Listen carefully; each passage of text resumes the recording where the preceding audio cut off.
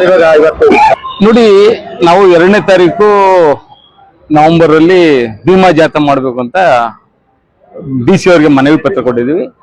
ಆ ಮನವಿ ಪತ್ರನ ಕೊಟ್ಟಿರೋದ್ರಿಂದ ನಾವು ಪತ್ರಿಕೆ ಮಾಧ್ಯಮದವ್ರಿಗೆ ತಿಳಿಸ್ಬೇಕಾಗಿತ್ತು. ಅದಕ್ಕೂ ಆ ಒಂದು ಕಾರಣಕ್ಕೋಸ್ಕರ ನಾವು ಪತ್ರಿಕಾ ಮಾಧ್ಯಮ ಕರೆದಿದ್ದೀವಿ.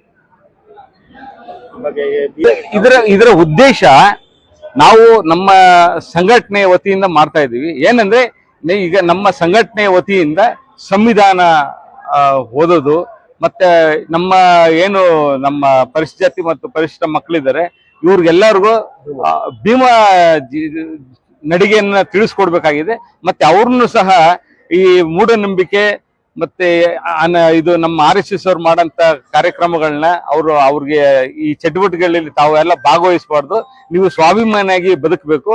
ನೀವು RSS ಅವರು ದೊಣ್ಣೆ ಕೋಲು ಹಿಡ್ಕೊಡ್ತಾರಪ್ಪ, ನೀವು ದೊಣ್ಣೆ ಕೋಲನ್ನೆಲ್ಲ ಬಿಟ್ಟು ನೀವು ಪೆನ್ ಹಿಡ್ಕೊಳ್ಳಿ. ಪೆನ್ ಇಟ್ಕೊಂಡು ನೀವು ವಿದ್ಯಾವಂತರಿಗೆ ಅನ್ನೋದನ್ನ ಒಂದು ಸಂದೇಶನ ಸಾರೋದಕ್ಕೋಸ್ಕರ ಈ ಒಂದು ಜಾಥಾನ ನಾವು ಮಾಡ್ತಾ ಇದ್ದೀವಿ.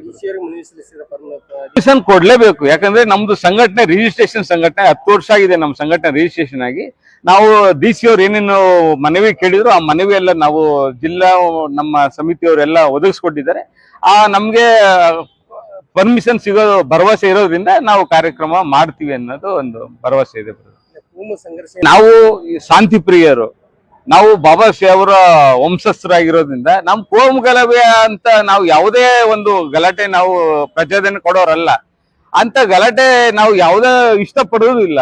ಬೇರೆ ಯಾರೇ ಬಂತು ಅದನ್ನ ತಡೆ ಶಕ್ತಿ ನಮ್ಮ ಜನಾಂಗಕ್ಕಿದೆ, ಅದನ್ನ ತಡಿತೀವಿ. ಬೇಕಾದ್ರೆ ನಮ್ದು ಭೀಮಾ ಆರ್ಮಿ ಅಲ್ಲ, ಕರ್ನಾಟಕ ರಾಜ್ಯ ಛಲವಾದಿ ಕ್ಷೇಮಾಭಿವೃದ್ಧಿ ಸಂಘ.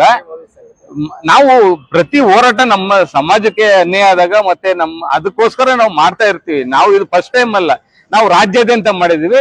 ಈಗ ಚಿತ್ತಾಪುರ ಜಾಥಾನ ನವೆಂಬರ್ 2ಕ್ಕೆ ಮಾಡ್ಬೇಕಂತ ತೀರ್ಮಾನ ಮಾಡಿದ್ವಿ. ನಾವು ಪ್ರತಿ ವರ್ಷ ನಾವು ಸಂವಿಧಾನ ದಿವಸ ನಾವು ಕಾರ್ಯಕ್ರಮ ನಡೆಸ್ಕೊಂಡು ಹೋಗಿದ್ದೀವಿ. ಈ ಸರಿ 2ನೇ ತಾರೀಕು ನವೆಂಬರ್ ಚಿತ್ತಾಪುರದಲ್ಲಿ ಮಾಡ್ಬೇಕು ಅಂತ ನಮ್ಮ ಕಮಿಟಿಯವರೆಲ್ಲ ತೀರ್ಮಾನ ಮಾಡ್ಕೊಂಡಿದ್ದಾರೆ. ನವೆಂಬರ್ 2ರಂದು ನಾವು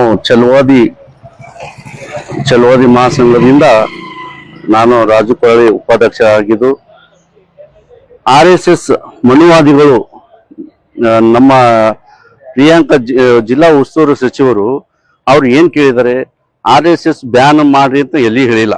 ಅವ್ರೇನ್ ಕೇಳಿದ್ರೆ RSS ಚಟುವಟಿಕೆಗಳು ನಿಲ್ಲಿಸಬೇಕು. RSS ಚಟುವಟಿಕೆ ಅಂದ್ರೆ ಏನು, ಅಲ್ಲಿ ಸೆಂಟ್ರಲ್ ಯೂನಿವರ್ಸಿಟಿಯಲ್ಲಿ ವಿದ್ಯಾಪೀಠದಲ್ಲಿ ಬಡಿಗೆ ಹಿಡಿದು ಟೋಪಿ ಹಾಕೊಂಡು ಜನರಿಗೆ ಭಯದ ವಾತಾವರಣ, ಕೋಮು ಗಲಭೆ, ಇಂಥ ಹಲವಾರು ಇವರು ಜನರಿಗೆ ದಿಕ್ಕು ತಪ್ಪಿಸುವ ಕೆಲಸ ಮಾಡ್ತಾ ಇದ್ದಾರೆ. ಜಾತಿಗಳಲ್ಲಿ ಜಗಳ ಹಚ್ಚೋದು, ಆಯ್ತು ವಿಷದ ಬೀಜ ಬಿತ್ತುವುದು. ಇವರು ದೇಶ ರಕ್ಷಣೆ ಇಲ್ಲ. ಇವರು ದೇಶ ರಕ್ಷಣೆ ಮಾಡಿದ್ರೆ ಭಾರತ ಧ್ವಜ ಹಿಡ್ಕೊಂಡು ಇವ್ರು ರಕ್ಷಣೆ ಮಾಡ್ಲಿ. ಬಾಬಾ ಸಾಹೇಬ್ ಅಂಬೇಡ್ಕರ್ ಸಂವಿಧಾನ ರಚನೆ ಮಾಡುದು, ಅದನ್ನು ಸಂವಿಧಾನ ಪೀಠಿ ಹಿಡ್ಕೊಂಡು ಇವರು ತಿರುಗೇಳಿ, ಅದನ್ನು ಬಿಟ್ಟು ಬಡಿಗೆ ಹಿಡ್ಕೊಂಡು ಇವ್ರು ಯಾವಾಗ ಚಿತ್ತಾಪುರಲ್ಲಿ ಮಾಡ್ಬೇಕಂತ ಯಾವಾಗ ಪಣ ತೊಟ್ಟರ, ನಾವು ಅವತ್ತಿನ ದಿವಸ ನಾವು ಭೀಮನ ಅನುಯಾಯಿ, ಭೀಮನ ಕೂವು, ನಾವು ಭೀಮನ ಅಭಿಮಾನಿಗಳು, ಇದನ್ನು ಎಂದೂ ನಾವು ಬಿಡೋದಿಲ್ಲ. ನಮ್ಮ ಕಲಬುರಗಿ ಅವತ್ತಿನ ದಿವಸ ಏನಾಗುತ್ತೋ ಏನಿಲ್ಲ ಗೊತ್ತಿಲ್ಲ.